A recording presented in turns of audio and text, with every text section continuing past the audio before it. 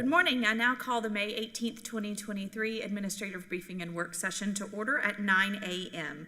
Please silence your electronic devices to avoid disturbing others. I now ask the School Board Attorney to explain the rules for this work session. Good morning, Attorney Powers. Thank you, Madam Chair. This work session is a public meeting as defined in Florida's Sunshine Law. The Board is dedicated to full transparency in its meetings and its work. In compliance with the Sunshine Law, the Board has adopted uniform meeting procedures, including the right for citizens to participate. The Board will allow public comment regarding any work session item listed on today's agenda at the appropriate time. Speakers must fill out a request form located in the lobby and hand it to the Board Clerk. After the Board and Superintendent have completed their discussion on a particular agenda item, the Board Clerk will call speakers' names in the order received. Each speaker will have 3 minutes. As required by the Sunshine Law, the Board must maintain orderly conduct and proper decorum throughout this meeting. Speakers may criticize subject matter and decisions in a respectful manner, but not people. Finally, speakers must be very careful not to violate the privacy rights of others, especially students and their family members, by mentioning their names or other identifying information. Thank you for your attention to these important rules. Thank you, Attorney Powers. We will now begin the work session with the Superintendent's Administrative Briefing. Good morning, Dr. Gullett. Good morning, Madam Chair, members of the Board. Nice to see you. I have a couple of briefing items before we begin with the agenda. And first is I want to do a shout out. Last night I was at Fordham to celebrate and recognize our graduates of the University of Florida Coaching Academy. It's the first time we've done that.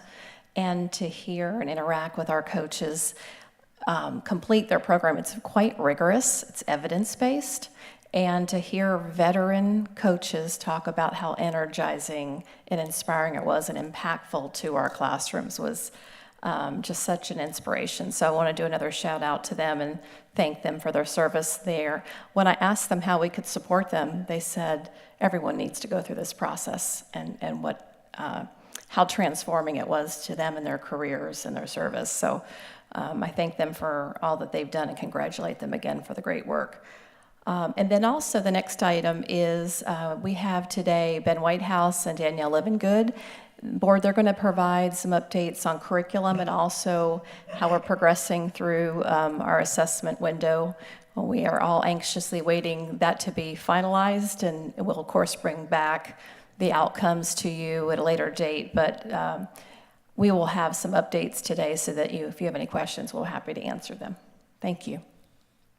Thank you. Good morning, Chair Campbell, board members, Superintendent Dr. Gullett. Appreciate you all giving us time to share some updates of where we are right now. So, as you know, this is a new year for assessments for us. This is the first year of the new Florida Assessment for Student Thinking, or FAST, which is provided to all of our students from pre-K up through 10th grade.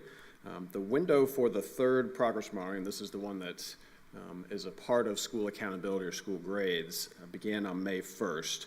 So we started testing right at the beginning of the month with English Language Arts, and we have tested English Language Arts and math the first couple of weeks. As a reminder, all these assessments are computer-based, so the advantage this year is that we are getting immediate results. We're getting data back within 24 hours of those students taking assessments, which allows teachers and school administrators to then start making some informed decisions for leading into the summer and leading into next school year as well. Also a reminder, this year we did not do a writing assessment. We did field test writing, but writing is not going to be included in our English Language Arts scores.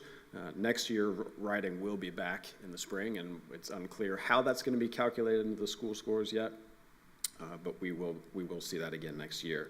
This week we began our science, civics, and U.S. history assessments, and those results, even though we are computer-based in some of those, still do not return until June. So even though we have ELA and math data coming in now, with the rest of those assessments will not be in until June 30th at the latest, so we'll have to wait on those scores. This summer, the state is going to be doing scale score setting, because right now the scores that we're getting back for English Language Arts and math are based on the old FSA scale scores. So the new scale scores will be established this summer and will be taken to the State Board of Education in October. And what that means is once those scale scores are approved, those new cut scores for levels will be retroactively applied to the data that we're getting right now for spring scores. So a student could potentially change a level based on the new cut scores. The two exceptions to that, one, any of our 10th graders this year who took the FAST ELA for graduation purposes can bank those scores. So regardless of what they set the new level 3 cut score for 10th grade ELA to be next year, anybody who earned a 3 right now can keep it. And that will be an alternate graduate score for those students. And then, of course, any of our 3rd graders who scored a level 2 or above and would automatically promote to 4th grade. If the scores change and a 2 became a 1, that would not be retroactively applied. Those students would not no longer be promoted because we won't see those scores, like I said, until October. So, and then with that also, school grades will not be this summer, and I've shared that before, but just want to remind the public as well that we will not see school grades until after all these cut scores have been established in October, so much more likely November, maybe even early December before we see the official school and district grades for the 22-23 school year. So that being said, Dr. Livingston can share about how we're using this data now to transition into our summer learning options. Thank you, Mr. Whitehouse. Good morning. I'm sharing for both elementary and secondary curriculum teams this morning. Having access to the FAST data this year as we move into summer school is going to make a big difference. As you know, we usually don't have this data. So we are excited about what the teachers will be able to do. This will allow the teachers to use this data to plan for the instruction while targeting specific skills. For instance, we've never been able to schedule our algebra boot camp students in the summer based on real students that need the camp. We've just always predicted who may need it. So this year we will actually have in secondary or in high school we'll actually have the students that must have that algebra EOC score for graduation. So that will make a big difference. With this data, they'll be able to plan for the remediation and enrichment through the small group differentiated instruction. This will be especially important for our 3rd grade retained students in order to close in some of those achievement gaps. The 3rd grade summer school teachers will have a unique opportunity this summer to implement a curriculum called Summer Scholars. Teachers will be able to differentiate instruction through these easy-to-follow lessons and activities that are focused on key benchmarks for English language arts. Student resources will also be available in print and digital formats to accommodate diverse learning styles. We're also excited about the option or the opportunity for this data to drive our professional development this summer. We have sessions planned to really focus on ELA and math for our teachers, and so those will take place from the beginning of June all the way through the start of August. So we're looking forward to that because the administrators will be able to send the appropriate teachers to the appropriate sessions. I also would like to share with you, this year I've already highlighted this, but I want to give you an updated number. In secondary, we have impact teachers that are leading great work. We have 54 secondary teachers that have committed to this work and have already begun working with other district teachers within the district, and they are realigning the 23-24 curriculum maps. And it's powerful because they teach the subject, they know the resources, and they are doing the work collaboratively with other teachers of those subjects. So I can't say thrilled enough. So I just want to say how exciting that opportunity is for the teachers to have that ownership and be a part of that work. The impact teachers will also serve as curriculum map enhancement writers, while updating language for even some of our professional development sessions this summer. So we are looking forward to that, and I know they are very proud of themselves and the work that they've already begun, and our administrators are as well. So at this time, we can take any questions that you may have. Dr. Gullett? Thank you both very much. Board, any questions we have? I do have just go ahead. So with the FAST testing, I'm just curious how the makeup testing is going to go. I'm just visiting with school campuses, and there's been a lot of student absences. And so how long do we have to get those tests made up? Yeah, great question. So the test window actually ends at the end of next week. It runs the entire month of May. So in theory, we could still grab students on the last day of school if we need to test. The only test that we can't go into next week is the 5th grade and 8th grade science. Those tests are actually due to be shipped back on Monday. It's a little bit shorter of a window than the ELA and math. Okay, my next question's in regards to writing. So I know that some schools were piloting this year. Do we have a team that's reviewing the experience that they had with the test pilot for writing and how we can improve it and move forward for next year district-wide? So the disappointing thing about writing field tests is the state does not release the results. So they're looking at it to make sure that all the different prompts that they use are viable prompts, and basically what they told us is every grade level they field tested about 10 different prompts, so most of our students probably didn't even see the same prompt question that they're writing to use what's viable. So we won't know for sure how they performed, but we do have a general idea of what the writing is going to look like. We know it's now a 12-point rubric instead of a 10-point rubric. And we know how that's going to be scored. We also will start seeing next summer, they're going to go back, the state is going to go back to releasing previous prompts, which if you remember, was coming back in the FCAT days, we used to get these prompts every year, and they used to send us CDs of all of our student writing so we could actually see what the students wrote. And so we're actually going to start getting that next summer after we take the first round of testing. They'll release the writing prompt, and they'll give us back all of our student writing scores and samples of the student writing so we can actually sit down with teachers and go through the student writing. Why did this earn a 6 instead of an 8? And really be able to work with the students and the teachers on how we develop that. Okay, I'm interested specifically too, and I don't know if the teachers will meet or collaborate at the end of the school year on how going from that writing, the assessment being done in written form to now being typed. And a lot of our schools don't have a typing class, so I wondered which schools were successful, what did they do, and how are we going to move forward with a plan for the whole district to make those accommodations? Yes, we can certainly gather some of that feedback from the schools that participated. What I can tell you from what the State Assessment Office has shared with us is that when they look at the results, comparing our elementary results for students that obviously had never taken a computer-based writing assessment versus our high school results where they are used to typing and probably have built more typing skills, they said there really is not a huge difference between the range and quality of scores that they're getting back. So, it could just be the prompt, it could be the schools were higher that were selected, we're not sure, but they're not seeing a drastic enough difference that they think typing could have played a negative impact on those schools. It's great to hear. But certainly, we need to build the typing skills. That's going to be a must going forward. Let's see. I think that's it. Thank you, Mr. Whitehouse. Additional questions, board? Ms. Thurr. It kind of piggybacks on Board Member Conrad's question regarding accommodations and access. I think about our kids with IEPs and just say, for example, a student with cerebral palsy, smart as a whip, but not having the ability with their hands, and just making sure that the kids are provided for. And I know that type of augmentative technology is very expensive, so is there a plan for that? If we're going to go all in, all computer, that's a challenge.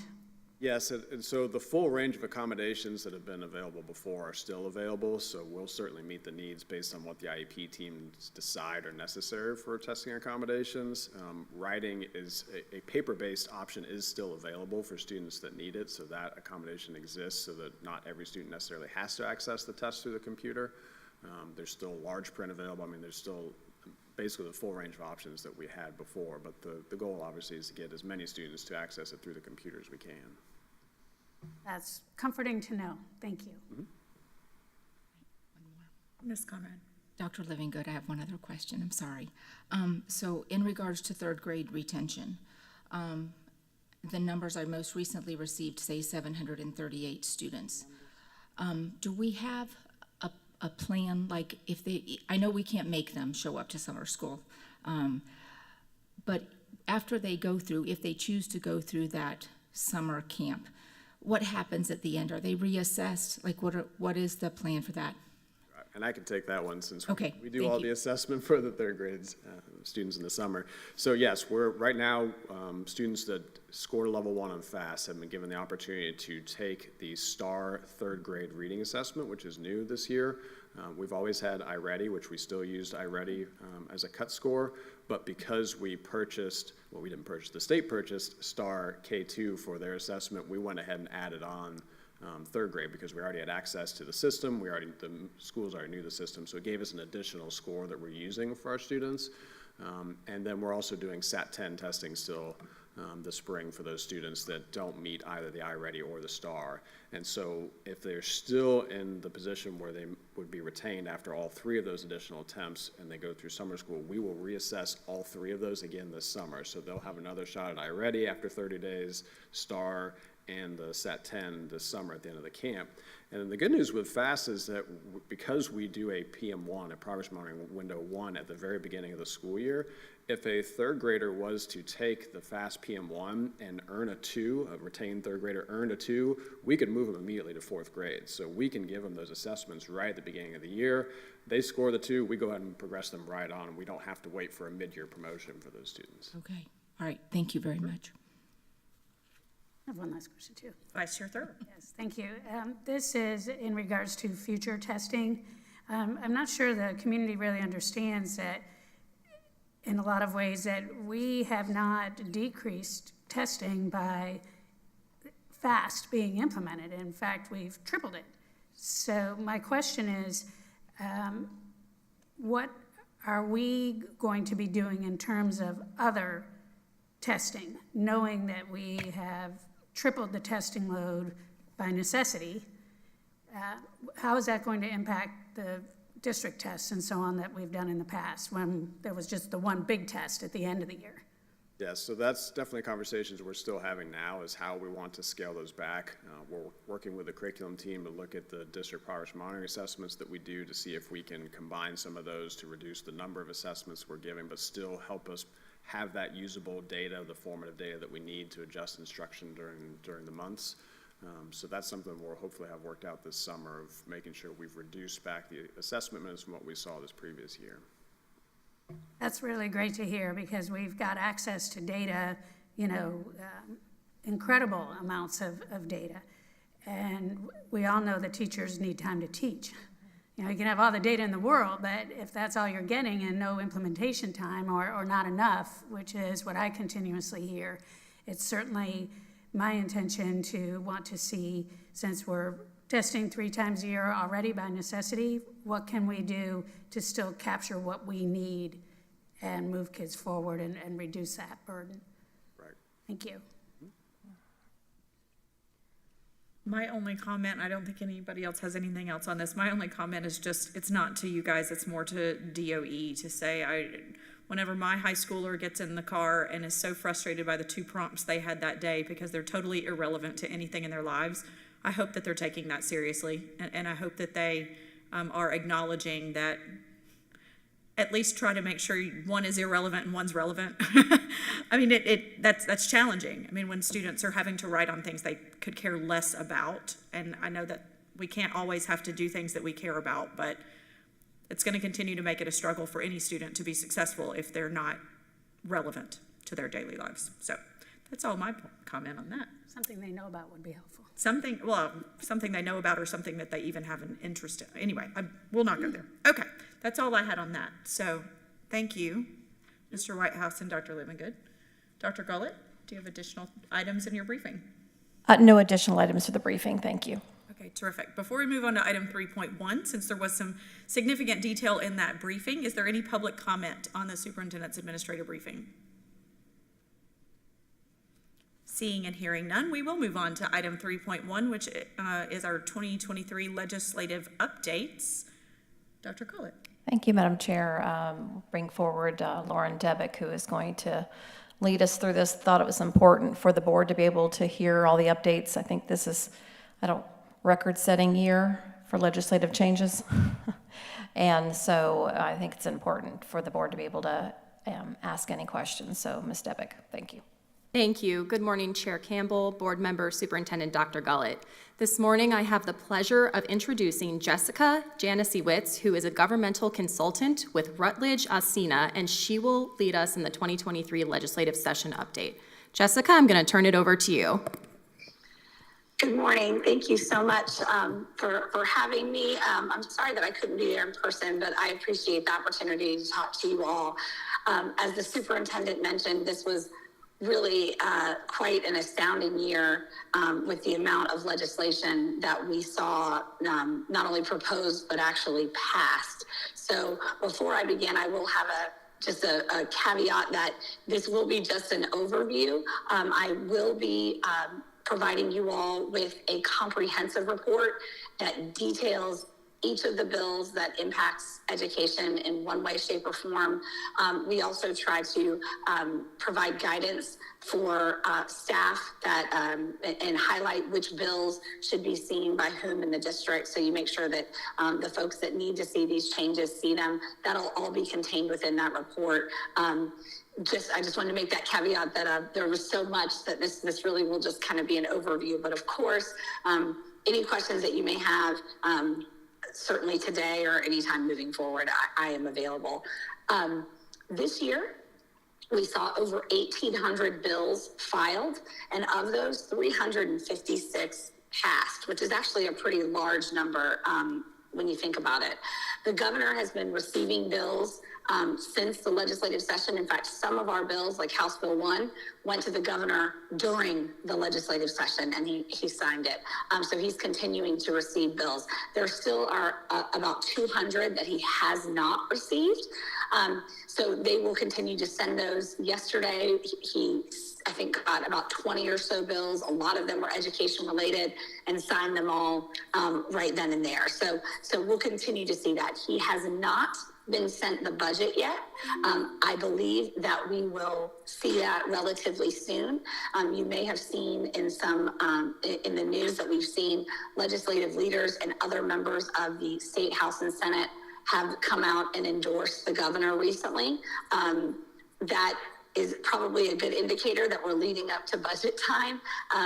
He will have 15 days from when he receives the budget to sign it. I expect there will be a much quicker turnaround than that.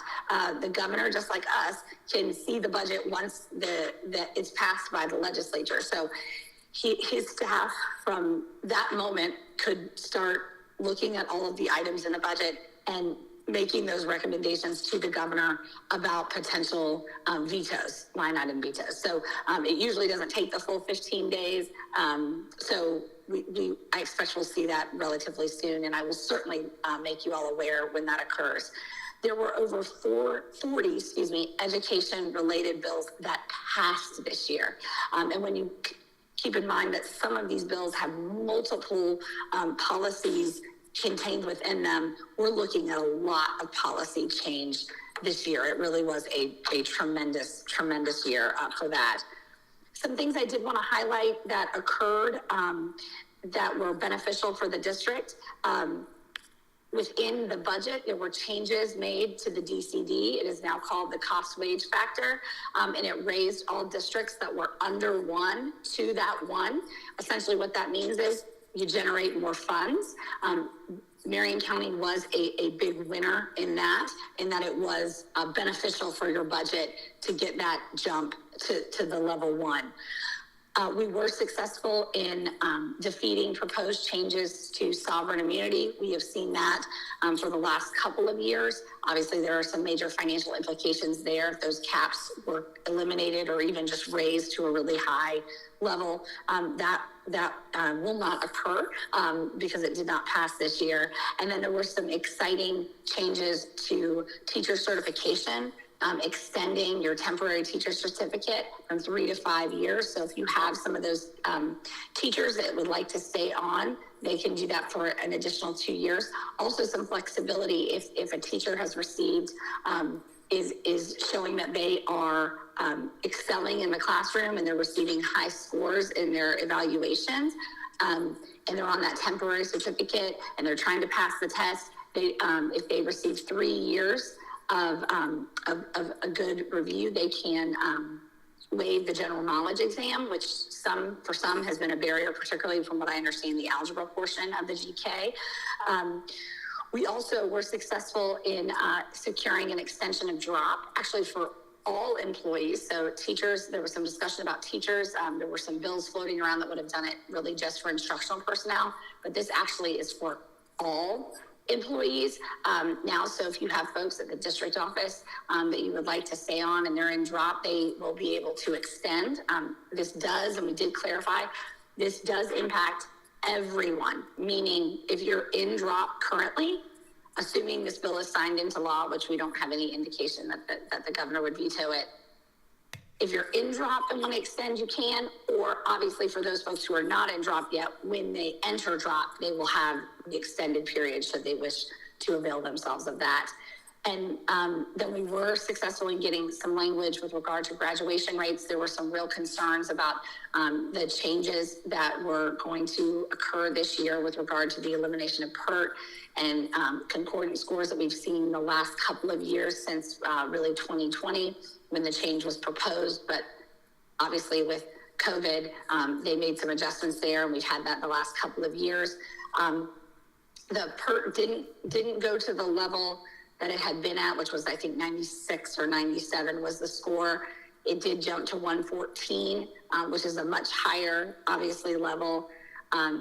We would have liked to have seen it stay level, but this truly was a real battle this year. So we were happy to get what we could and hopeful that it helped some kids.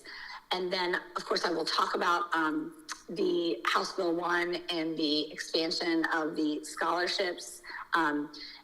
What we were really looking at there was ensuring that the funding was correct and that there was a pot of money should projections not be correct that could help ensure that we don't have a proration for school districts. Just because of the way our formula works, we are really the only ones that are prorated. So we were successful on both counts. There is $350 million in the budget. Should their projected numbers for scholarships be lower than what we actually see, and then also language that completely says that we cannot have proration for school districts. That's a huge thing. That doesn't just happen for this year. That language is permanent, unless, of course, the legislature decides to change it in the future, but it's as permanent as it can be, and that will be huge moving forward. So those were all some things that we were excited about. And of course, we were the most excited about the success with getting the Marion County Technical College project in the budget. Major thanks to you all for putting together a great idea and working with our members. Of course, major thanks to Senator Perry and Representative McClain, who were your champions in the legislature. They really worked to spearhead that. And of course, we also thank the big appropriations chairs and the Senate President and House Speaker for allowing it to be included in the budget. I have worked during the legislative session.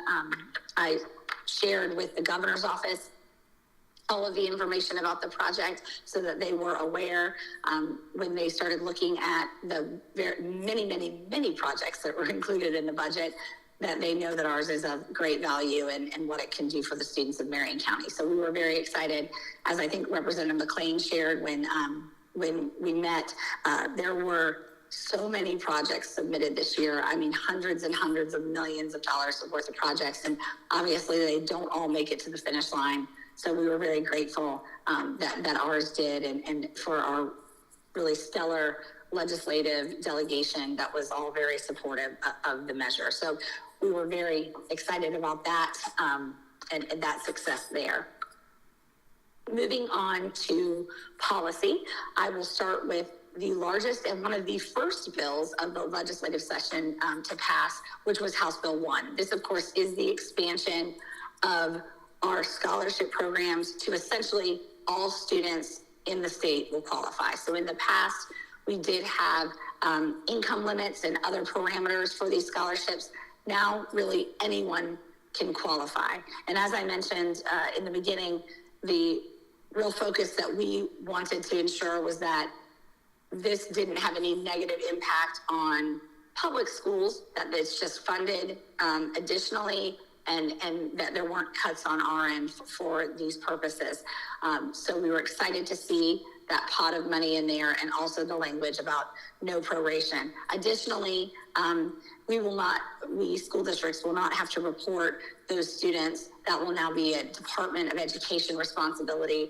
I know that was a bit of a challenge just because a lot of these kids were never in our schools, so trying to find them and identify them and know where they were was a challenge. It wasn't like we had that point of contact for many of them like we would had they been in our schools.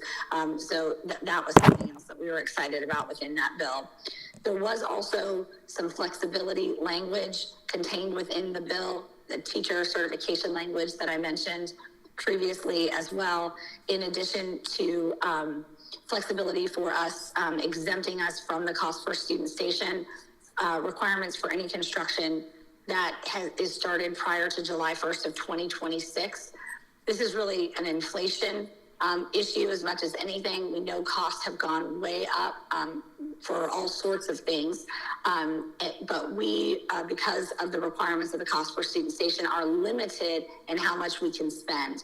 And the challenge there has been, you may have had a project in the works for a number of years that's just getting started this year. Well, what you were quoted 2 years ago is very likely far different than what they're saying now the actual cost will be. So we will be exempt from those requirements until through July 1st of 2026. So anything started before then. And then we will, of course, look at the financial situation and see if we need to go back and advocate for more flexibility at that time. But hopefully that will allow for you all to finish projects that you have had planned for many years and access more of your dollars to do so. The governor did sign this bill, and as I mentioned, it was early in the session, so this is now law. So particularly the teacher certification requirements and the piece about cost per student station, those all are the teacher cert part, and others went into effect right away. So hopefully that would provide some additional help there, because I know many of the certifications and the contracts go through June 30th. So that is now law. That is obviously quite a comprehensive bill, and we will include all of the details about that within our report. Another bill, and actually your district staff was extremely helpful with breaking down and understanding this legislation, was Senate Bill 240. This is a piece of legislation that was championed in particular by the Senate President, who is very excited at looking at ways that we can encourage career and technical courses to expand, and these programs to expand within our schools.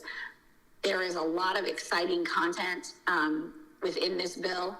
Essentially, it contains a lot of incentives to offer these types of programs, providing additional funding and weights. It will also allow our tech centers to offer AS degrees, which is wonderful and something that many have been advocating for many years. And then there is also a $100 million grant program contained within this bill for districts to access to start up new programs within your district. This comes with the acknowledgement that these types of programs can be very expensive to start up because of the need for specialized equipment, specialized facilities, and that these dollars will be available to do just that. So I would certainly encourage, your staff was great at looking at this during the legislative session and providing some really helpful feedback. I would encourage them to take a look now that it has officially been signed by the governor to see what types of opportunities are there for the district that you all could hopefully avail yourselves of and continue to grow those great programs that I know you already offer. Another bill also signed by the governor, House Bill 1259. This is the charter millage sharing bill that we saw go through the legislative session. It does have a phase-in component. So it's just 20% of what you would have to share the first year, then 40, then 60, then 80, and so on. I did work with your CFO. She provided some great feedback about what the cost would be for the district. So this is one, there was a lot of comment about this, particularly on the Senate side on the floor, with some real discussion about coming back this next legislative session to perhaps make some adjustments to this legislation. So I will certainly keep you informed with regard to that. But as of right now, this has been signed by the governor. So that will be something that we have to look at moving forward. Another bill I want to mention, House Bill 1521. This is the facility requirements based on sex bill. This impacts not just school districts, but other institutions as well, state and local public buildings, et cetera. Essentially what you need to know here is that the school board will be charged with developing rule to comply with this law. It's important to note, while there is within the bill, it does create a criminal penalty in certain instances. That is not the case at the school district level. It would be a violation of a rule, whatever your rules and parameters are, and then any of the consequences that you all put into place, of course, would be followed. But essentially, it just says that a person has to use the bathroom that aligns with their gender at birth. And if they do not, and someone asks them to leave, they must leave. And if they do not leave, that is where the rule violation occurs. For our purposes, it also does require that we have both gender bathrooms, but you can also have unisex bathrooms. So that is an option as well, but you have to have male and female restrooms available. So just to know, that'll be something moving forward that you will have to develop rule for. And that, of course, was signed into law by the governor. Another bill that was just signed just yesterday by the governor is House Bill 1069. This is one that your instructional materials and library materials folks will want to look at closely, as it builds on the legislation from last year that looked at your school libraries, and instructional materials, of course. This expands this now to classroom libraries for the purposes of for elementary schools. The contents of those classroom libraries will have to be published just like the school libraries will. Again, that's just for elementary school within this bill. This bill also requires now that the Department of Education create a list of materials for your reproductive health courses. In the past, that had been something that was done at the local level because those were seen as a supplemental curriculum. They weren't part of the core curriculum of math, science, social studies, et cetera, that are adopted at the state level.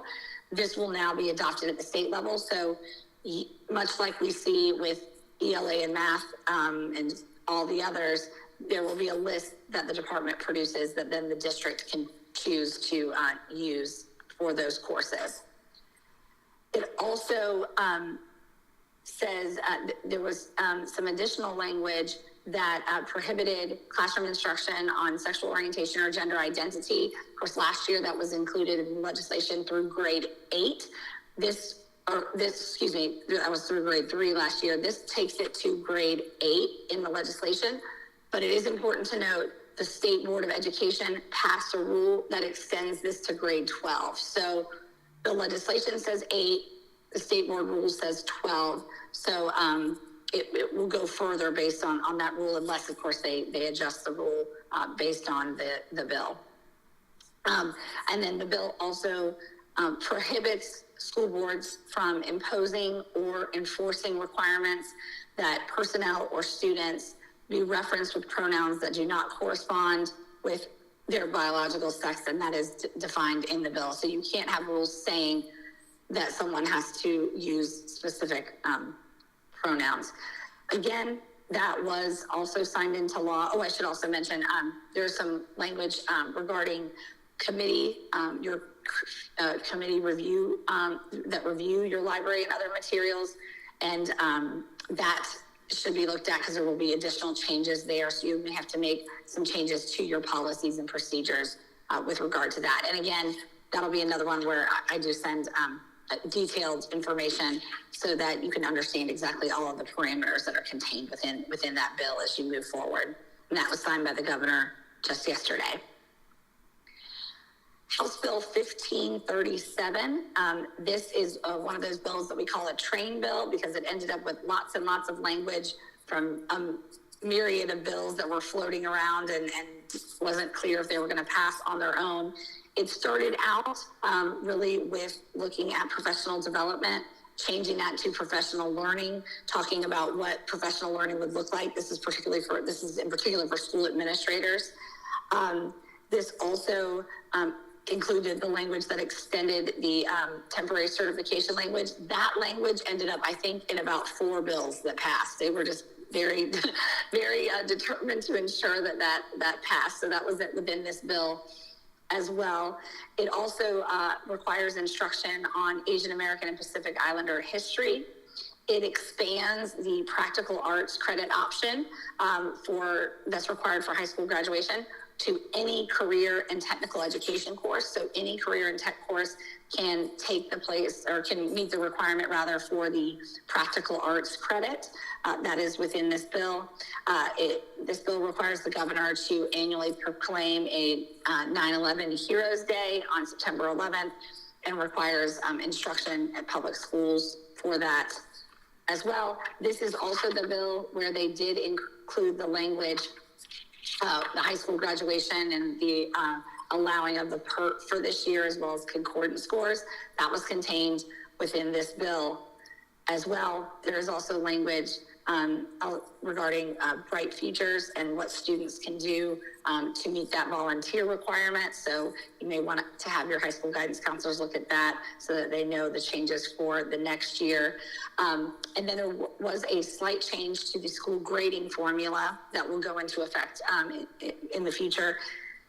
It simply requires that you add the addition rather of the 3rd grade, the passage rate of the 3rd grade ELA exam as part of your school grading formula. Of course, that is already included as part of the 3rd, 4th, and 5th grade passage rates, which, but this then extrapolates 3rd and has it count additionally on its own. So that may have an impact on your school grades moving forward. So there was a lot contained within that bill. This one was also signed by the governor. The graduation changes to the PERT and the concordance scores, those were effective upon becoming law. So we were grateful that the governor signed it as quickly as he did. So if it in fact could help any of the kids that were really struggling to meet those those testing requirements for graduation, that they could go into effect this year and try to do what can be done for those students. So that bill, again, also signed by the governor. Another bill, Senate Bill 256, this is essentially the union bill, does two of the primary components of the bill are raising the participation rate requirement from 50 to 60%. So depending on the union's membership, that may or may not impact their certification, and then also prohibits a direct payroll deduction, and says that cannot occur anymore. This was also signed by the governor, so this may or may not, depending on any of the unions that you may interact and bargain with, depending on their participation levels, this may have an impact on their certification status. They can apply for recertification, so that'll be another thing to watch as we move forward. But that was signed by the governor as well. We saw a good bit of legislation this year targeting and thinking about technology and its impact, just from a safety perspective, from accessing data, particularly on governmental devices, to then also data about students, and then protection and the thought of the impact of social media on students. So we did see a number of these bills, and a couple of them did pass. The first, Senate Bill 258, this looks at government-issued devices. So this would be any of your school district computers, phones, any of that type of equipment would be impacted by this. The Department of Management Services is charged within this bill of creating a list of apps and other programs that are foreign-owned by governments, political parties, corporations, or individuals of foreign country of concern, and then also looks at essentially the safety of those and whether or not there'd be access to important information by these foreign entities. If DMS determines that, in fact, whatever the apps are that they have on this list, then those cannot be on any governmental devices. So we'd have to ensure that they are not on our computers, phones, etc. We expect that will include TikTok and WeChat, just that was mentioned within the staff analysis at the very beginning, that those would likely be apps that would be impacted by this. Again, this is not anything, of course, on your personal device. This would just be anything that was owned by the government. And the governor did sign this bill. Now, specifically for us, we had House Bill 379, which looks at technology in public schools. And it does a number of things. First, it requires that your school district have an internet safety policy for student access to the internet, and it gives a couple of parameters that you must have included within your policy. That includes that you limit access for students to only age-appropriate content and subject matter. That the policy requires that the safety and security of students while using email. It prohibits any information, access to information and other unlawful online activities by students, and prevents access to websites, apps, or other software that does not protect the disclosure, the use, or the dissemination of their students' personal information. So this could be perhaps some programs that you use, materials, software. It would just need to make sure that they all comply with your internet policy, and that your internet policy complies with the requirements that are found within this bill. This also says that public schools provide instruction for students in grades 6 through 12 on the social, emotional, and physical effects for social media. It allows teachers to designate an area of the classroom for essentially phones during instructional time, so they can say, all the phones go in this basket when you walk in the classroom. When we begin instruction, it allows that to occur as well. This also was signed by the governor. Another bill that we normally wouldn't think that we would be looking at, House Bill 543, that was a bill containing gun legislation, also contained school safety legislation. We've seen pretty much every year as we get recommendations from the Marjorie Stoneman Douglas Commission, the legislature oftentimes takes some of those recommendations and brings them forth and has legislation to conform with their recommendations. So we see some changes regarding the school environment safety incident reporting assessor. And it just requires that they have rules for incidents that are reported to law enforcement. They clarify some of what these various incidents mean. There's some of the confusion, I think, across the state is what one district defines as a battery, let's say, is different than what another district does. So there's some clarification language in here that hopefully will make it easier and more consistent across the state when incidents are in fact reported. There is also creates the Florida Safe Schools K-9 program, and it essentially would allow firearm detection dogs in schools.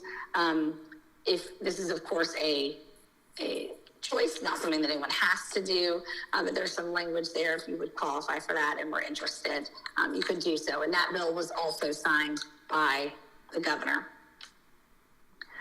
Another bill, House Bill 733, this is the middle and high school start time bill. So the provisions of this bill do not go into effect until July 1st, 2026. So there is time here to study how the impact of this in your district, and then of course share with your delegation if there would be any challenges associated with the requirements within this bill. Essentially, it says that middle schools cannot begin their instructional day before 8 o'clock.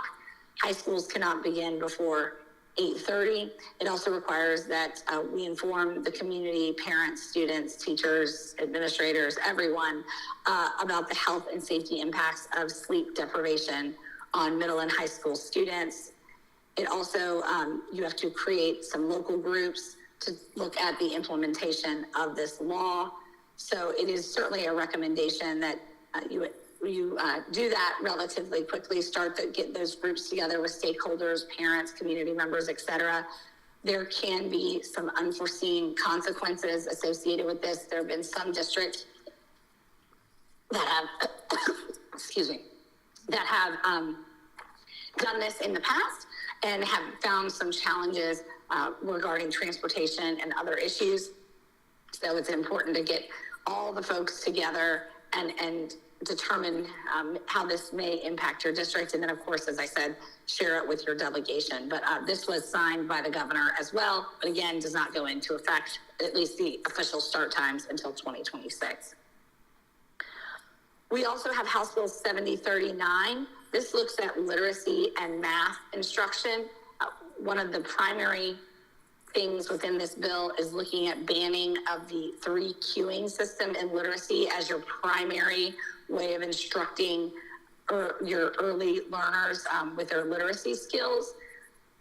If you were using a product that used that 3 queuing method primarily, you have to get a new material. I do not believe that applies to you all. There was a list that we shared early in session. I don't think you were a part of that, so hopefully it will not impact you all. But for districts that did make those purchases of those materials, there is $150 million contained within the bill for the purchase of new materials. It'll be incumbent on the department to determine what appropriate materials will make the list.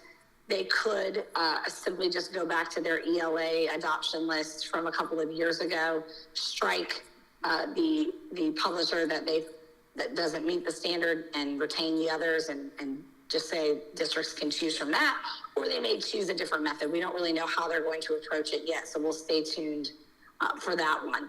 And then for math instruction, it looks at dyscalculia and essentially puts in the same types of provisions that we have for dyslexia, the identification, communication with parents, strategies and plans that need to be in place for students that have dyslexia will now apply to students that have dyscalculia. So we will continue to follow that as well. And now, of course, we'll need your instructional folks will need to take a hard look at that legislation. That was also signed by the governor as well. We also had a pretty significant bill looking at teachers' rights. That's House Bill 1035. That bill puts into law some provisions with regard to teachers and protecting their ability to have the authority in the classroom. This bill, so you really want to look at that when it comes to your policies and procedures. This was signed by the governor as well earlier this month. So this was a bill that was a priority, something that he mentioned before legislative session. So no great surprise that he signed that bill as well. That is, of course, now going to be law as well. And then we do also have some other bills I want to mention. We had a couple of retirement bills. This is a little bit of a smaller retirement bill, but House Bill 1121 fixes the volunteer issue that we've been having, where there was guidance from DMS for folks when they first retire saying you really can't go and volunteer during your first year of retirement at a school, or I think we also had some folks that were interested in working polling locations, particularly folks who worked at the Division of Elections and were experts in that area. They were advised not to do so because it would in some way hurt their retirement, even though they were volunteering rather than working. So we were able to get clarification within this bill. It defines what a volunteer is and essentially says your retirement will not be at risk so long as you are, volunteering in the way as described within the bill. So hopefully that will help with some of our teachers, former teachers and others that were interested in coming back and, reading in classrooms or volunteering, that they will still have the opportunity to do that moving forward and not worry about jeopardizing their retirement. We did have 2 school board related bills. The first, House Bill 477, which is the term limits for your school board members. This provision is in place first let me say, it takes us from the 12-year term limit to 8, and then it is for service on or after November 8th of 2022. So if you were someone that was elected this past November, your 8-year time clock started ticking then. If you were not, if you were elected in 2020 or appointed at another time, your time clock has not started yet. It is only from November 8th, 2022 moving forward. So the 8 years would start at your next election, if that makes any sense. So that was also signed by the governor. So that is law as well. And then we also had House Bill 31.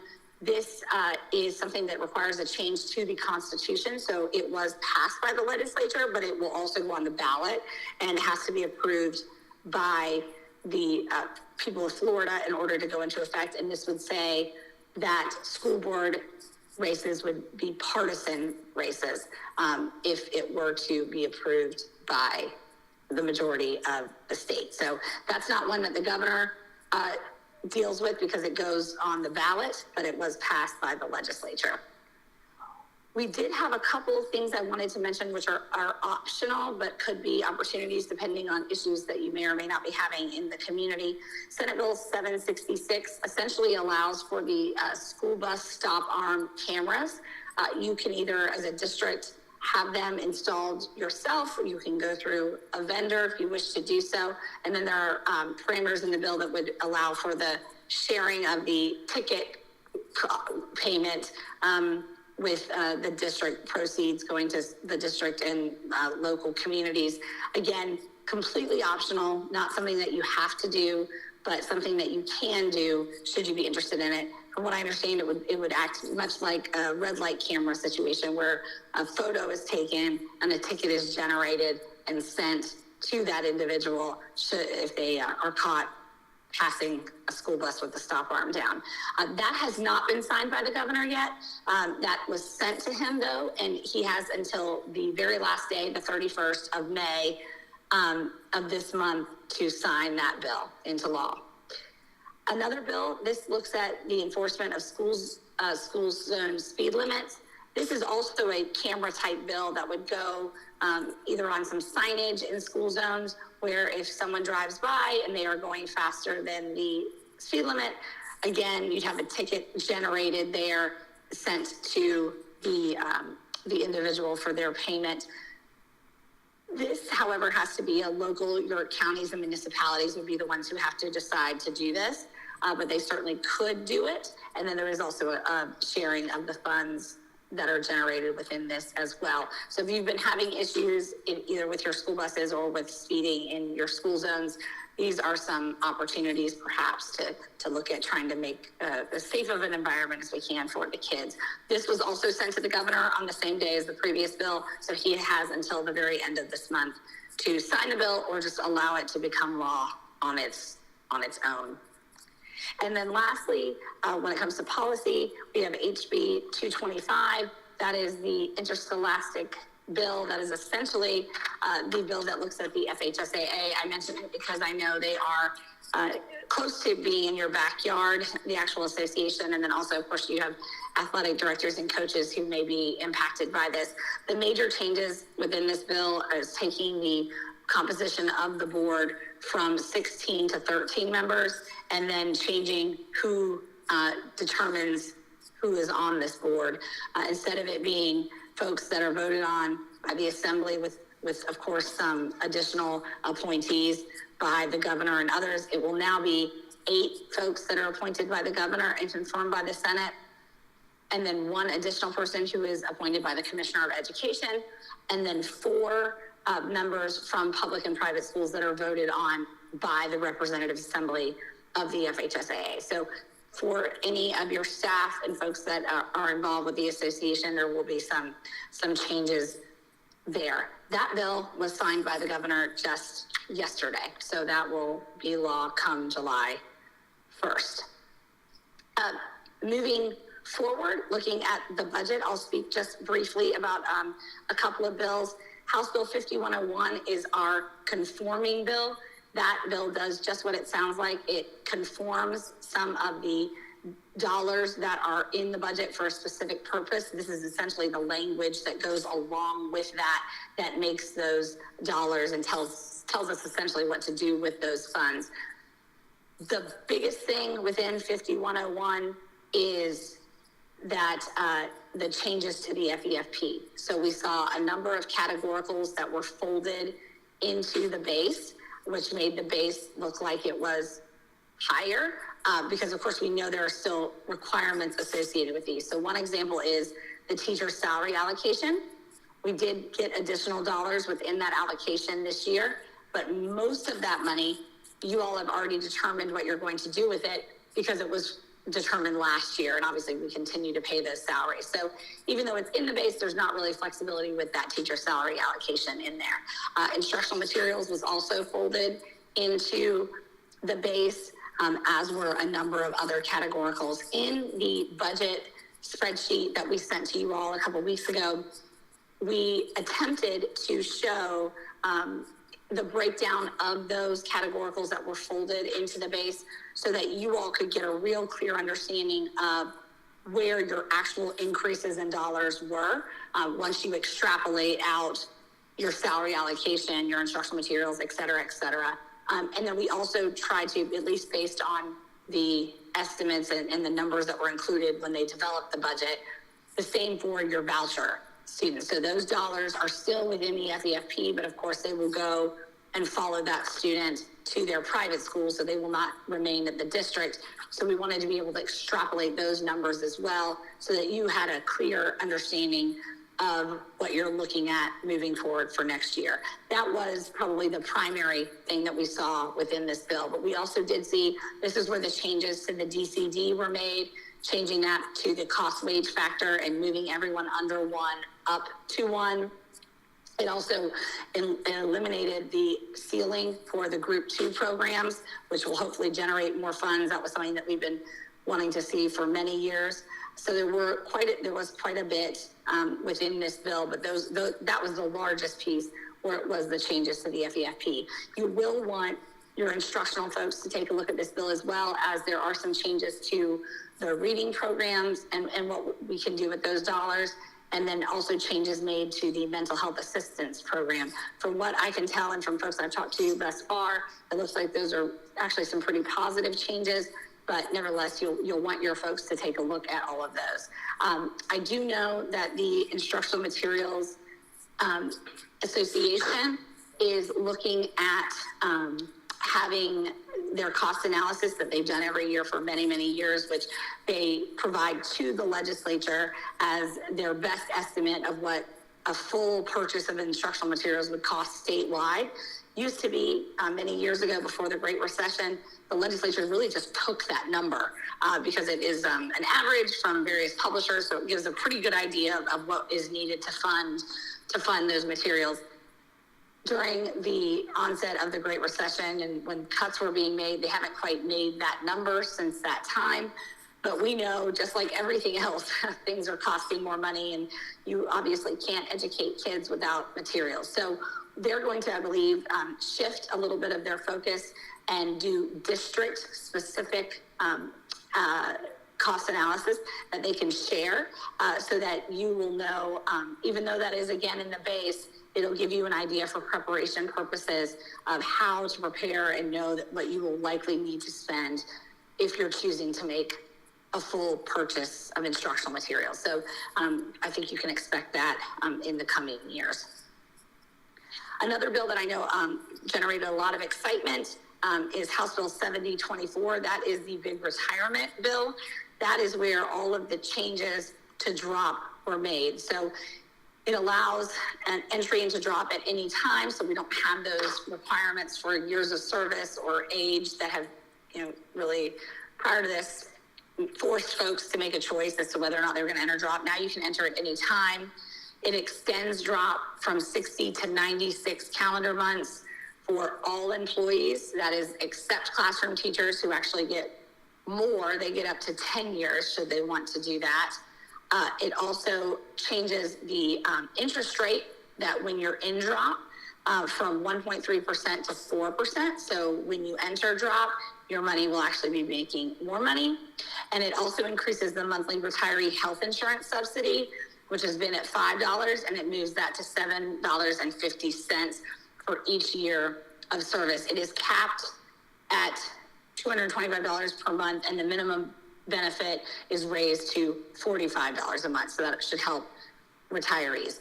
Those provisions, the drop provisions, those and the others are effective upon becoming law. So once the governor, if and when the governor signs the bill, those will become law immediately. The other portions of the bill, which are the rates, which the legislature sets every year, that is, of course, effective July 1st, because that will impact us there moving forward. As I said, that bill has not been sent to the governor yet. We don't have any indication that he would be in opposition to this, but we will, of course, keep an eye on it. And then lastly, we always follow the tax bill because there are usually provisions in there that can impact education. The largest being back to school tax holidays, just for your families to know. There will be 2 this year, July 24th through August 6th, so before school, and then also an additional back to school tax holiday, January 1st through the 14th. This has not been sent to the governor yet, but we expect it will be soon. There's obviously far, far more contained within there than what I just mentioned, but that is the primary for education. And then looking ahead, this is one of those years where we go from what is a regular session term, March to May, into an early session where we will have committee meetings starting actually in September of this year. The House is coming back in September. The Senate is not, they're not coming that week that the House is, but they are coming in October.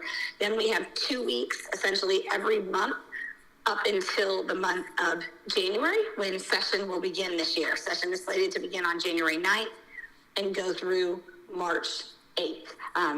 If the legislature this year is as efficient as they were this legislative session, we may actually be able to see them finishing on time. They actually finished this year, I believe, before noon on Friday, which was unheard of. It just really hasn't happened in many years. So we are really jumping right back into it.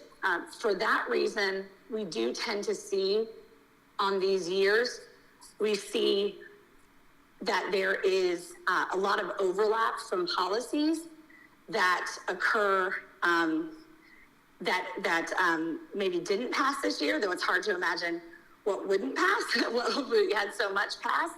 But that is something that we tend to see moving forward. So that is all I've got for you. That's all, Jessica? Come on. Surely there's Do you more. have any questions? Thank you so much, Jessica Janasiewicz. What an amazing update. I know I was feverishly taking notes as our fellow board members, marking which ones had already been signed into law and which ones had not yet, and where we were in process. So I want to open it up to my fellow board members if there are any specific questions of Jessica in what you heard so far. Anybody have a specific question? There's a lot here. Yes, go ahead, Vice Chair. Hi, Jessica. It's Nancy Thrower. How are you? Can you hear me? Can you hear us, Jessica? I'm so sorry. It just went out. I couldn't hear you. I apologize. No worries at all. It's Nancy. How are you? I'm great. How are you doing? Good, good. Thank you so much for this comprehensive overview that was actually understandable. Well, thank you. Okay, I have a few questions. I'll start with, do you anticipate our governor not signing any education-related bills that would really have a lot of impact on us? It doesn't sound like that, but I just wanted to get your feel.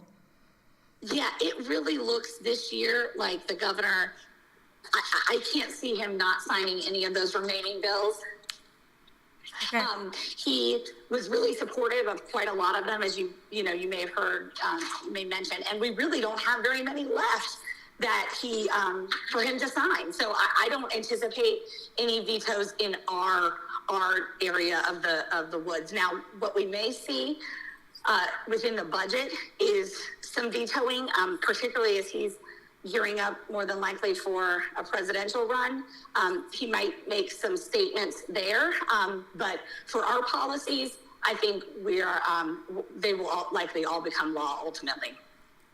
Okay, thank you for that. And just for my reminder and also for the community, because this truly is historic and exciting, our Marion Technical College appropriation, and you did a great job thanking everyone that helped get this across the finish line. What was the actual amount again of that appropriation?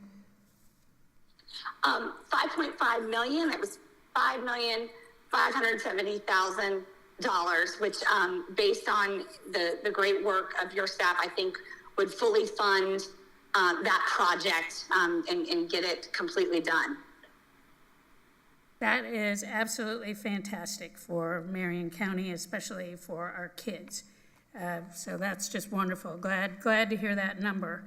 Let's see. I took a lot of notes. And some of them you answered as I continued to write.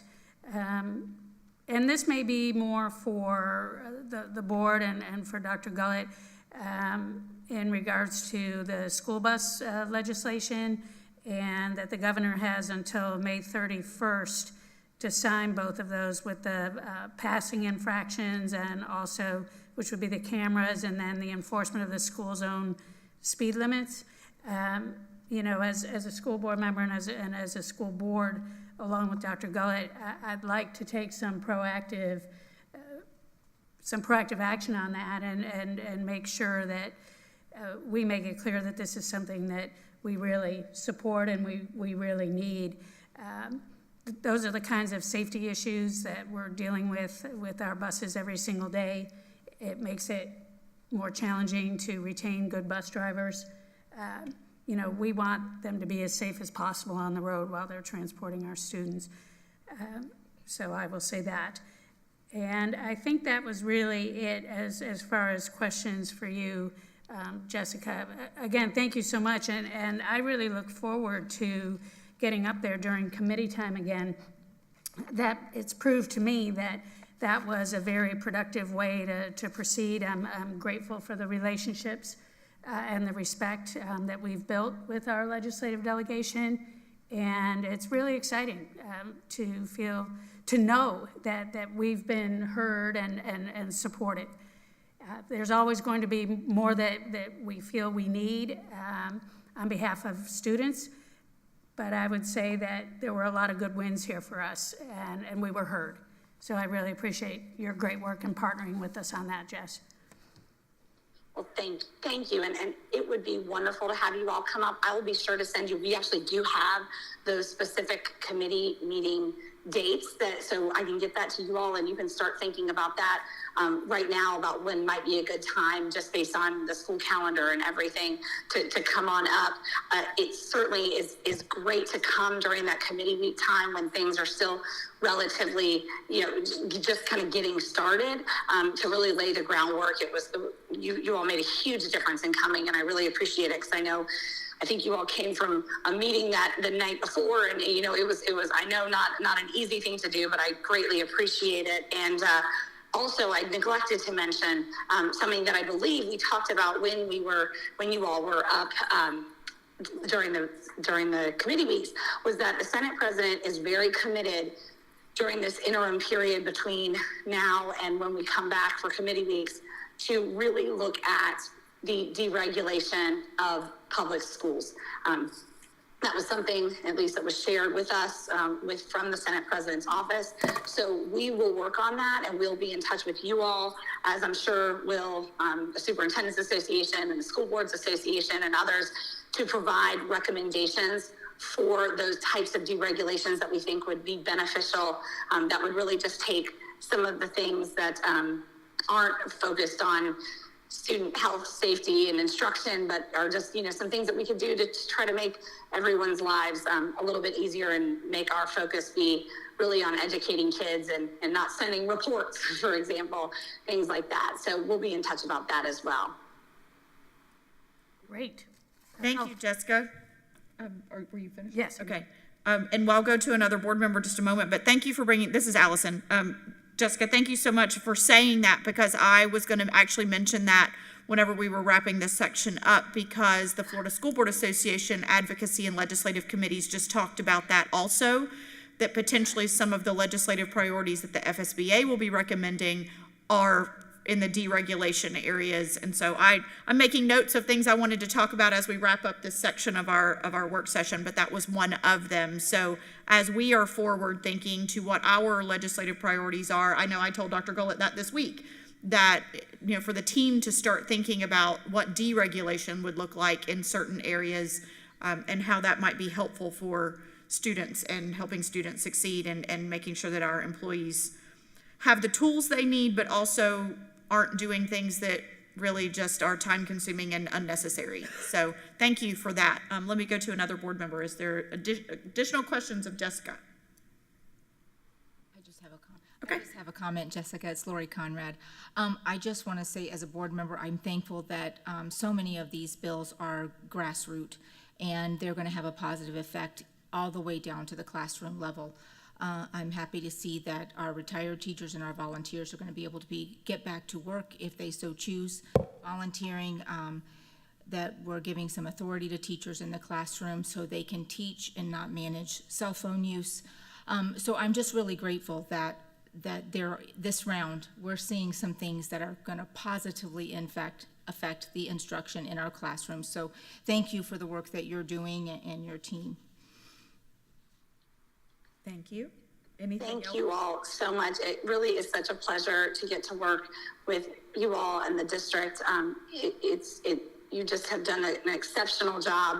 It's been a really successful year, and you all have been focused on such great things. And I think we were able to have some really good achievements. And I just appreciate the opportunity to work with you. Absolutely, Jessica. Thank you so much for your partnership, for your advocacy, I know at least those of us who've been to Tallahassee a few times before, when we brought our new board members up with us for the first time, we're like, wow, we had such impactful days. You don't understand how great this has been, and in part because Jessica coordinated all of that and walked us as fast as we could to appointment. And the two times that we went up, both incredibly productive days. Kudos again. Thank you so much to our legislative delegation and all the work that they put in. They were all on board with this MTC expansion. So we're ready to see the governor sign that into law, and hopefully we'll get ready to move on that as soon as possible. From the team perspective, what I'm hearing now more than anything is we have about 4 months before we need to get back up there again. So we do need to get serious about what we want our legislative priorities to be. That means some work over the summer. I believe this was the first time ever, but at least the first time in very recent history, that Marion County Public Schools did request an appropriation request specifically for a new project that is going to be impactful to student achievement, student success in our community, that's going to help our workforce. I'm interested in another project. Team, what is that? What would that look like? I'm sure we all would get behind whatever the recommendation is. But again, 4 months is a really short period of time whenever you think about how long it might take us to put something together. So as I told someone yesterday who is very impactful in Tallahassee, doesn't hurt to ask.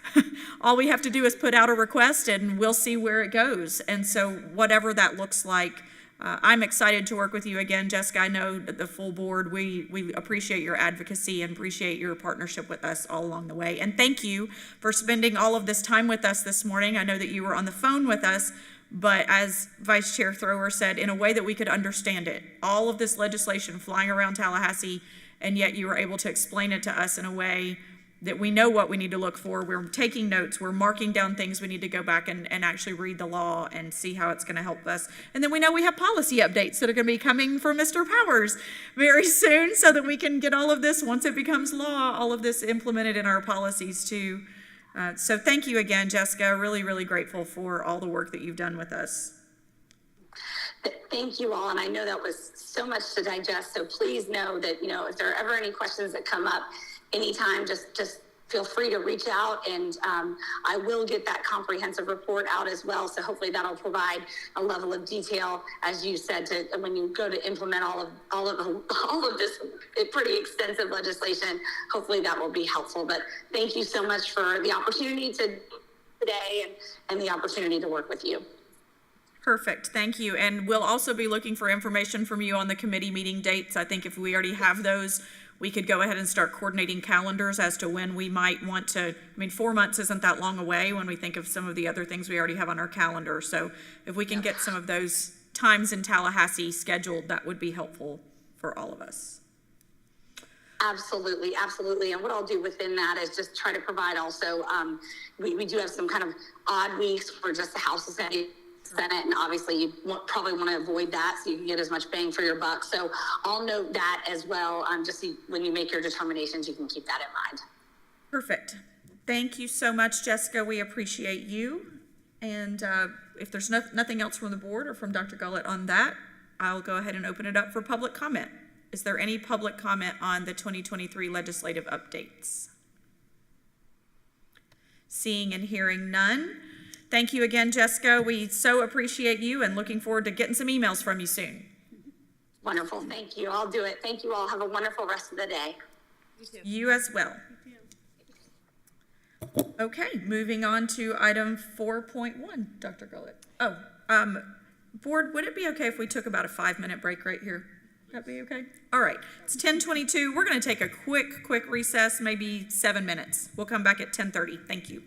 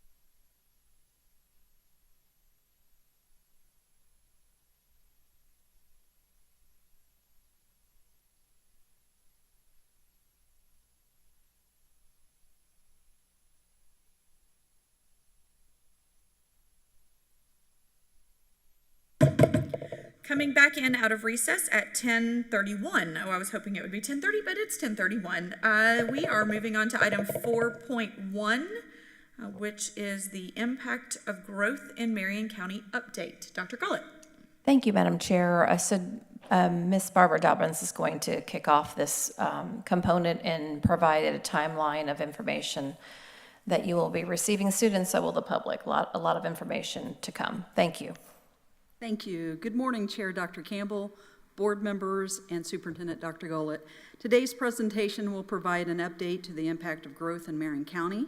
First, Lauren Debick, our Executive Director of Communication and Community Engagement, will provide a recap of the work done thus far, and then we will present next steps.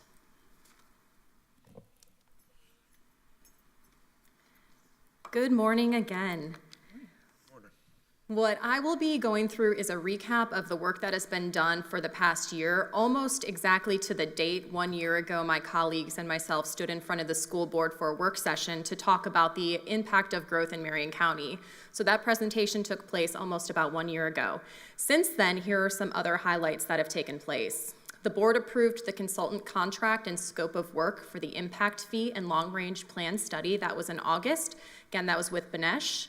In October of 2022, the Marion County Public Schools Growth and Development Task Force Committee was developed, and this committee started meeting on a monthly basis. In December, we had the joint public workshop presentation that was with the county, with the city, and local municipalities, where we went over the impact of growth in Marion County and what our next steps were. In December, we had a school board work session on the Southwest Localized Rezoning Plan. So if you remember back to the December joint public workshop, we talked about a phased approach and how we were going to address the impact of growth. The rezoning was phase 1, and what you are going to see in the next steps are those additional phases.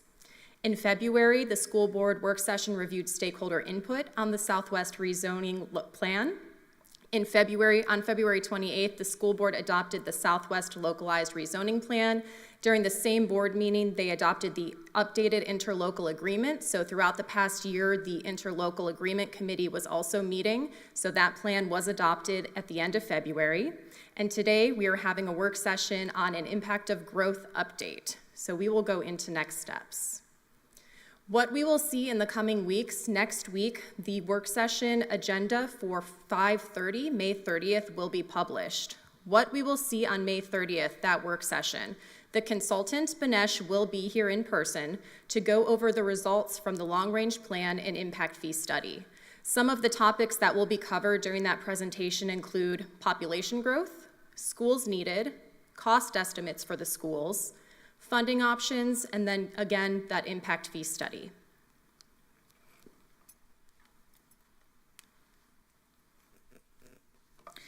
After individuals have time to digest the consultant's long-range plan and impact fee study on the 30th, we will follow up the next day at the May 31st work session with our district recommendations based on their findings.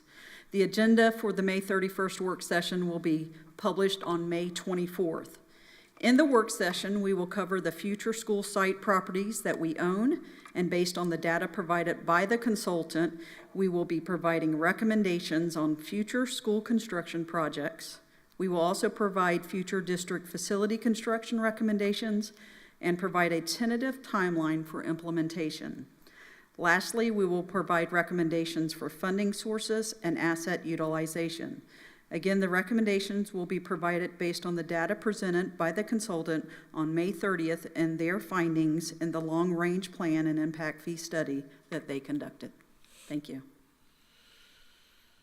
Dr. Gullett. Thank you. Thank you, Ms. Dobbins and Ms. Debick. Board, we're happy to answer any questions you have about our timeline and next steps. Questions of the board? Vice Chair. Just make a quick comment. Thank you for your work, and I'm really looking forward to this conversation. Additional comments or questions, board members? I'm just want to say I'm thankful too. This is a list that shows a lot of work that's been put on, and some of it was difficult. So I just appreciate you all. I appreciate also the time that you take to go through each step of it with us, so we have a better understanding of the process. So thank you to both of you. Thank you. No other comments from the board. The only other comment that I would say is, again, thank you for the work. Sometimes it's helpful to see it again in this snapshot view of where the timeline actually has been in process for us on this. I know this is something that we're wanting to hurry up faster than we can, and unfortunately right now, potentially this could have been the day that we had Banesh come and talk to us about this, but we're kind of at their mercy in some ways. We have received the study back, but now actually having them here in person to present the results is what's causing the delay. So that's unfortunate. We are at their mercy right now from a scheduling standpoint. But beyond that, I believe all the board has been or will be briefed on the results already. So once that all goes live, it's going to be information that we have already seen. And so once it goes live, I'm sure there will be questions that we'll be able to generate lots of questions for whenever they are here in person, interested in seeing how the May 30th and May 31st go separately, independently, yet collectively. So this is a much needed conversation, and I think we're all ready for it. So, Dr. Gullett. Madam Chair, if I may add, thank you. We had this conversation before with the rezoning component. This is the rapid growth that we're experiencing and our responsibility to move forward and address all of these items is complicated, but we are committed to doing what's best for our students. And we appreciate the partnership that we've had with our other community leaders outside of this district, outside the board, and look forward to that cooperation moving forward so that we can help support our students have a safe and productive learning environment. And that is first and foremost where we are. So I appreciate the board's support and appreciate our community leaders' support in having high quality education. Thank you. Madam Chair. Yes, Reverend I did want to say something. Thank you to all of you for the presentation, the briefing, and all those things. That Ms. Devick, I did want to ask a question just for clarity, because I want people to understand how we got here. The MCPS Growth and Development Task Force Committee. Can you talk about that committee? Who made up that committee, that task force? Absolutely. That was a committee that was developed by the district, so it is led by community members. We have some parents on the committee, district staff are also on the committee, and it was pulled together to get input from the community, from the district, about the growth that we are seeing, something that was led within the district.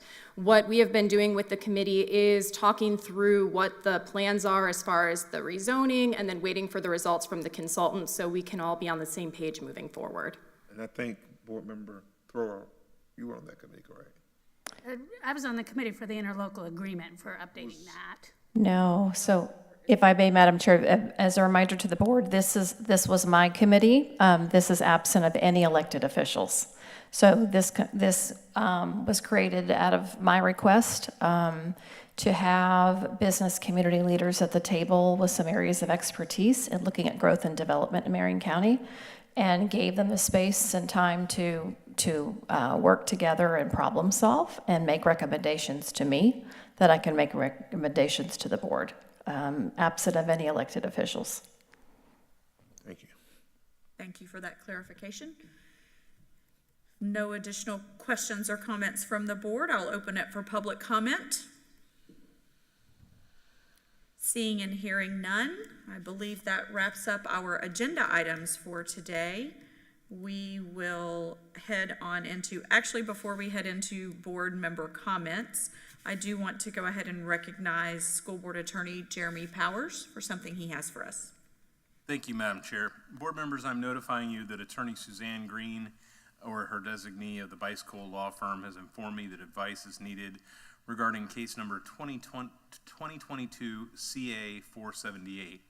That's styled P. Burnett versus the School Board of Marion County, Florida. Pursuant to 286.011 Florida statutes, the Government and the Sunshine Act, on behalf of Attorney Green, I'm requesting an attorney-client session with the board for the purpose of discussing the evaluation and/or compromise of said claim. I've asked the board's clerk to cause reasonable public notice of the time and date of this attorney-client session and the names of the persons attending to be published. It's suggested that the attorney-client session be held at 9:00 a.m. during a recess of the June 1st, 2023 administrative briefing and work session, scheduled or as soon thereafter as may be heard. As required by this statute, only the following individuals will be present: Allison Campbell, Board Chair, Nancy Thrower, Vice Chair, Eric Cummings, School Board Member, Lori Conrad, School Board Member, Dr. Sarah James, School Board Member, Superintendent Diane Gullett, myself, Suzanne Green, Esquire, or the designee of the Bice Cole Law Firm.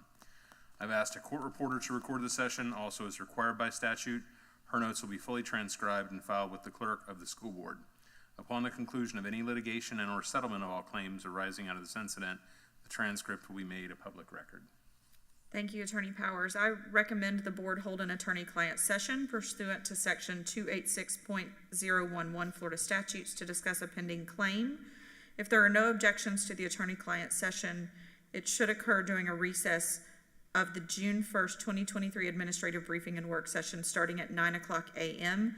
or as soon thereafter as the matter may be heard. So essentially we will gavel in and then go into an attorney-client session is the way I'm understanding that. Is that Right. okay? So is there any concern, board, about that June 1st, 2023 work session with us going into attorney-client session immediately at 9 a.m.? Yes, Dr. James. I don't have a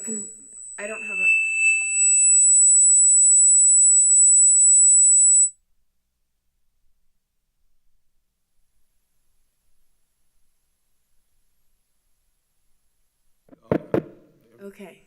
Oh.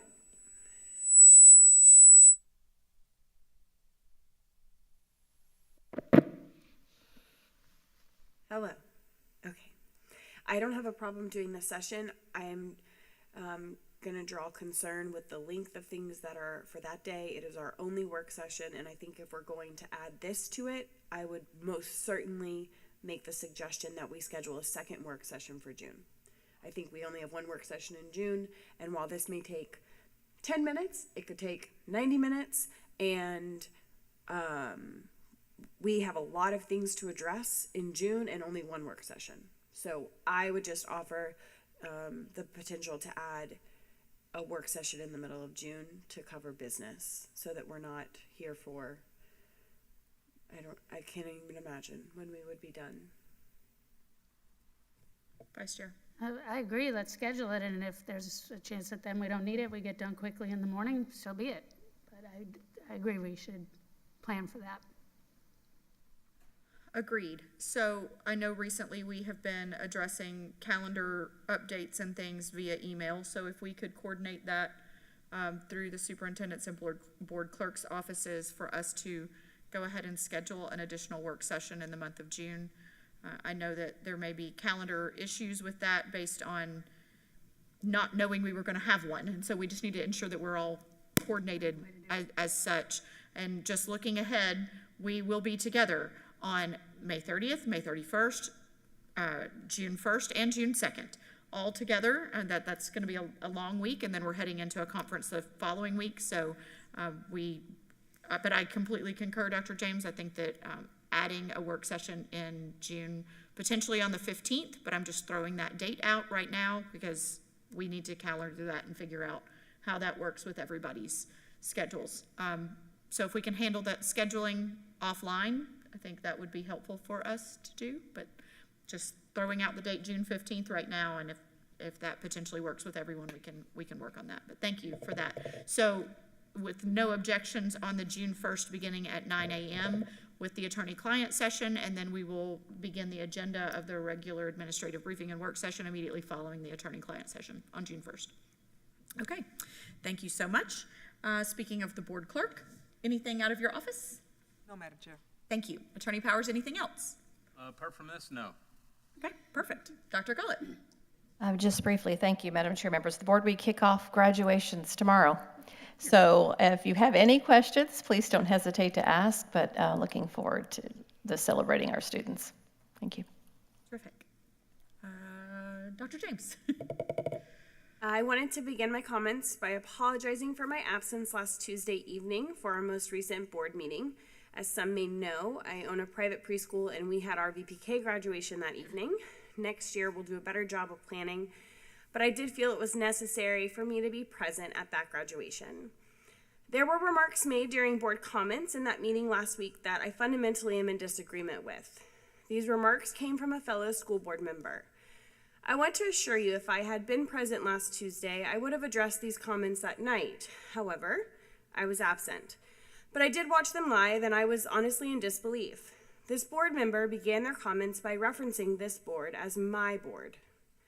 The problem here is simple.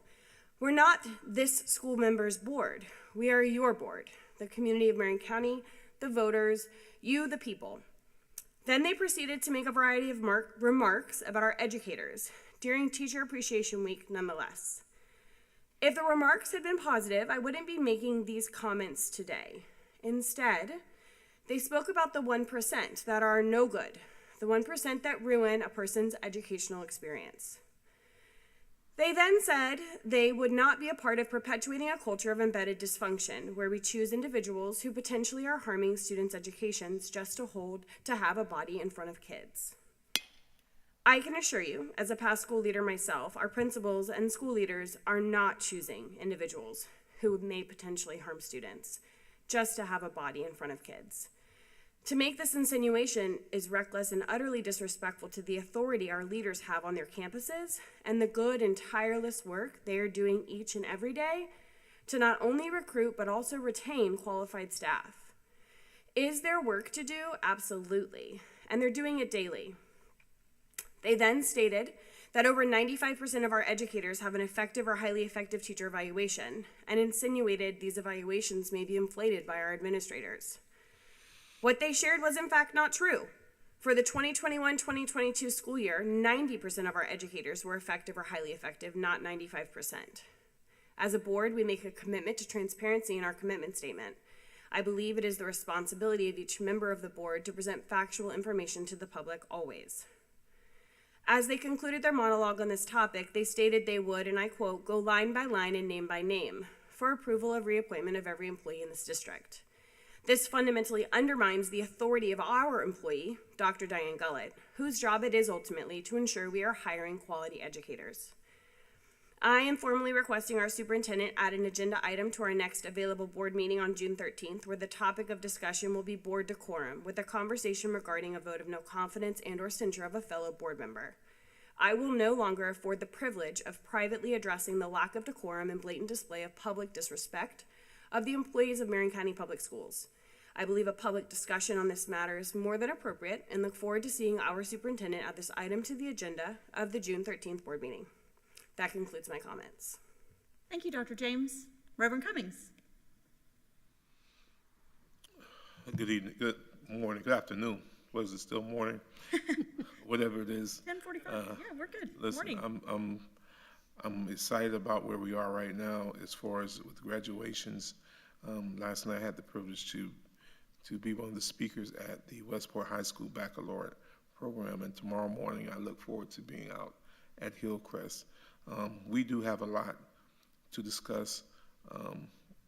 We do have some things that we need to work on as a board, and I look forward to our upcoming meetings. Thank you. Thank you, Reverend Cummings. Ms. Conrad. Yes, thank you, Chair. I had the privilege, and Chair Campbell was there also, of participating in the Fort King Heritage Foundation dedication of the blacksmith shop.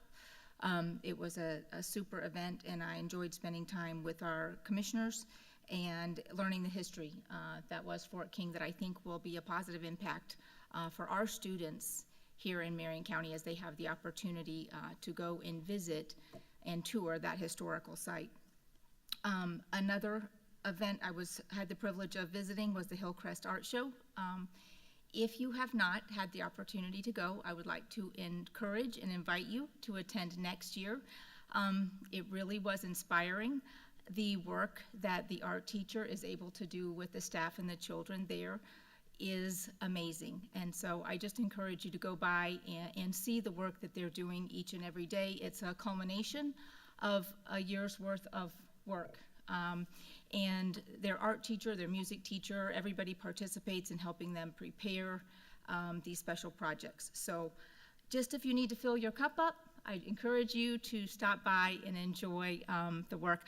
One other little piece of that, because this new area is new to me. I know Nancy is kind of our resident expert, but the students were communicating with me through their iPad and give me directions, and it really was just amazing. As we talk about moving forward with all of these pieces in technology, sometimes I forget the realm, the reach that we have, and the students that we're able to accommodate. So I'm just really, really grateful for the opportunity that all of our students have to succeed. So thank you to everyone who is part of that piece of success. I got to attend the Bellevue High School Baccalaureate, similar to Reverend Cummings, and it was just a special time. I haven't been to a baccalaureate, I won't say 30 years or so, but it was great to be able to be with students and their families. Some were singing, some recited scripture, and it was an intimate time to celebrate with them as they move forward in their journey, making decisions about the next part of their life. So I'm thankful to be able to be a part of that. At our meeting last week, I did go home and I lost some sleep. When I was newly elected, a former board member, the first piece of advice that she gave to me is just be able to go home at night and know that you made the best decisions that you could. And I try to live by that. Are they all right? No. But I do try to do my best and be informed. But last week I went home and I lost sleep because I'm extremely grateful for the work that our staff does. Are we all perfect? No, we're not. I was a teacher in that seat. Did I do everything perfect last year in 4th grade? I'm sure that I did not.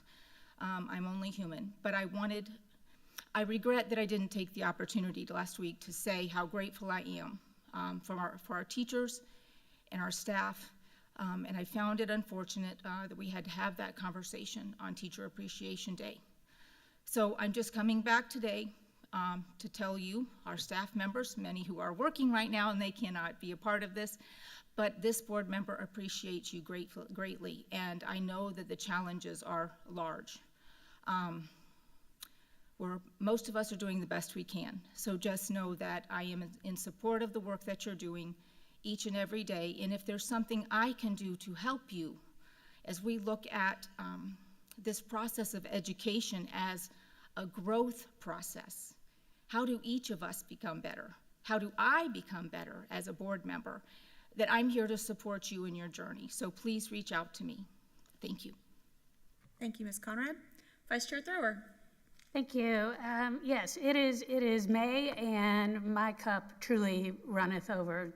This is the time of year where it's the culmination of all of the intensive work and the effort and the blood and the sweat and the tears all come together and in celebration. And I know the rest of the board members' calendars have been just as full as mine with so many different events and acknowledgments, seen, loved, heard, appreciated, grateful, right down to our kids at Hillcrest. Just because you can't talk doesn't mean you don't have something to say. And I continue to be committed as a board member to authentically inspiring and acknowledging all of our challenges, all of our successes, because that's what it takes to be great.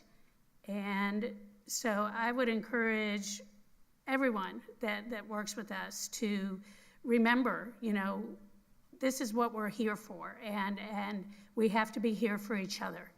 And we must be mindful of our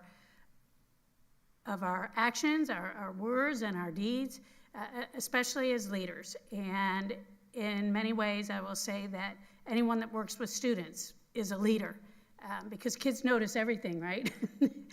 And so I continue to be inspired and honored to have the responsibility that I've been elected to do, and I truly hope moving forward that we just continue to grow and support each other and find that fellowship that is just going to make us be everything that we're striving to be. That's all I have for today. Thank you. Thank you, Vice Chair Thrower.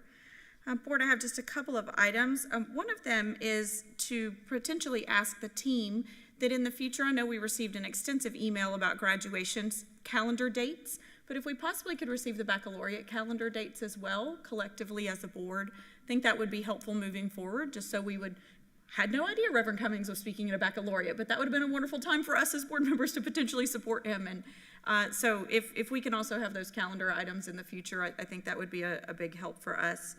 I am grateful that we had the opportunity to attend so many wonderful events and have so many upcoming. This is an extensive calendar time where we're all struggling to add so many things to our calendars, and we're going to be crisscrossing and going to various schools together. And so the Fort King Heritage event, though not a school, is going to impact our students. And so thank you for mentioning that, Ms. Conrad, as well as the Hillcrest Art Show was spectacular, and that was my first time attending. So grateful for the amazing work that's being done in that very special place. It's the only way I can explain Hillcrest is it's just a special place, very special place. I also wanted to bring up something that a recent public comment had stated, requesting us to set aside Good Friday as a designated time that we would ensure in our future calendars that we might want to ensure is a day of remembrance or a day of recognition or something. And if the board would like to have that as a agenda item in the future, I did want to present that as an option for us. Or if there was some kind of consensus, I have assured this community member that at this point we've already approved the calendar for the 2023-2024 school year. But if that is a conversation that this board wants to collectively enter into as we calendar for future calendars, and I believe we've already recommended that the team bring us at least 2 years of calendars in the future, if not 3 years of calendars in the future. So if that's something we want to add to the calendar committee as a recommendation, I would want us to do that much sooner rather than later. So board, I just present that as an idea to you. We certainly do not have to talk about it today, but if you have future ideas about that particular comment from a community member, I am open to hearing what you have to say. I also have told our board clerk that we do need to have conversation upcoming about our advocacy chair, or our advocacy liaison through the Florida School Board Association. It's a conversation we have every June, and they will be asking for that in June. So perhaps this extra work session that we'll be having in June, perhaps we can go ahead and add that to when that will be coming up, whenever we schedule that. Because the advocacy committee liaison will need to be chosen from this board again. And the last thing that I will mention is actually in reference to the board comments that I made on Tuesday evening. Thank you to my fellow board members for inquisitively bringing them up. It's interesting whenever you read off of a script and then you go and kind of explain yourself when you're talking to fellow principals not fellow principals, when you're talking to principals about what those comments were. Some of the principals that I've spoken to in the last week and a half had heard the comments directly, and some of them had not. I received comments from principals such as, wow, I don't know that anybody's ever said something like that. Wow, I don't know that anybody's ever done anything like that. Had one principal say, that's exciting.